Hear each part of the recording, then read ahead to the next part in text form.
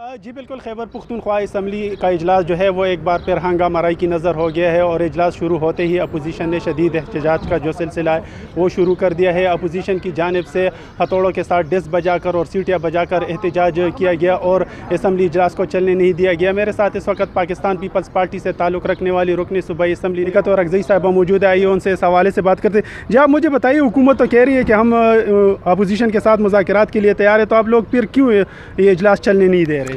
यहाँ पे U turn लेने वाले स्पीकर साहब, सीएम साहब, सीनियर मिनिस्टर सब लोग उन्हीं की यू टर्न पे चल रहे हैं, क्योंकि यूथ इंसाफ की जो लोग हैं वो एक ही दिन पे पैदा हुए हैं। उनकी नेचर एक है, उनकी ज़ुबान एक है, उनका दिमाग काम एक ही जगह पे करता है। तो ये आते हैं और मुख्तलिफ बातें करके इंगेज करके चले जाते हैं ताकि ये लोग तज़ब्ज़ब का शिकार हो जाएं। हम ना इनके देखें, जब कमेटियाँ टूट जाती हैं, आज मेरा बीआरटी की उन बसों के हवाले से 2-3 सवालात थे कि जो 2 साल हो गए हैं कि इन्होंने मंगवाई हैं, बीआरटी अभी अगले साल बनेगी, वो ओपन एयर में पड़ी हुई हैं, धूप उनको लग गई है, वो स्क्रैप हो जाएंगी, उनकी गारंटी ख़त्म हो गई है। आज मेरा उस पर सवाल था। पिछले जो यानी 18 सवाल अगर मेरे आए हैं इन 5-6-7 दिनों में जो कि इजलास हुआ है, तो ये अगर अपोजिशन के एजेंडे पे अगर ये आ जाता तो क्या हम लोग अपनी बातें ना कर सकते? तो इनके पास क्या एजेंडा है? आप मुझे बताएं कि इन्होंने अपना एजेंडा क्यों अच्छा, इजलास कब तक यानी आप लोग नहीं चलने? हम आप थोड़े दिन रह गए हैं, हम बिल्कुल इजलास को नहीं चलने देंगे, ना इनके साथ बैठेंगे। हमें कोई फ़ंड नहीं चाहिए, हमें कोई नौकरियां नहीं चाहिए। हम आवाम के मसाइल के लिए यहाँ पे आते हैं।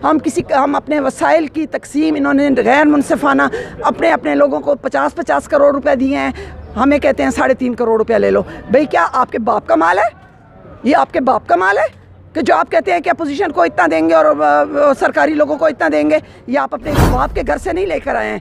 एक बंदा उठ के कहता है मैं तो 2 लाख में गुजारा नहीं होता है, उसकी ख्वाहिश उसी वक्त कैबिनेट पूरी कर देती है। लेकिन जब गरीब, मैं कहती हूँ, मैं चैलेंज करती हूँ स्पीकर को, मुश्ताक गनी साहब को, मैं चैलेंज करती हूँ सीएम को, मैं चैलेंज करती हूँ इमरान नियाज़ी को, मैं उसको खान भी नहीं कहना चाहती हूँ क्योंकि वो खान नहीं है, बुज़दार को मैं चैलेंज करती हूँ इन लोगों को कि आएँ और मुझे 15,000 रुपये में एक घर का बजट बनाकर दिखाएं और फिर उसके बाद अपनी 9 लाख की तनख्वाह लें। जैसा कि आप लोग देख रहे हैं कि यहाँ पर अपोजिशन का कहना है कि जब तक तरक्याती फ़ंड्स का मुनसिफाना तकसीम नहीं होगा तो वो इजलास को चलने नहीं देंगे और वो हर इजलास में इसी तरह शोर शराबा करते रहेंगे। जी।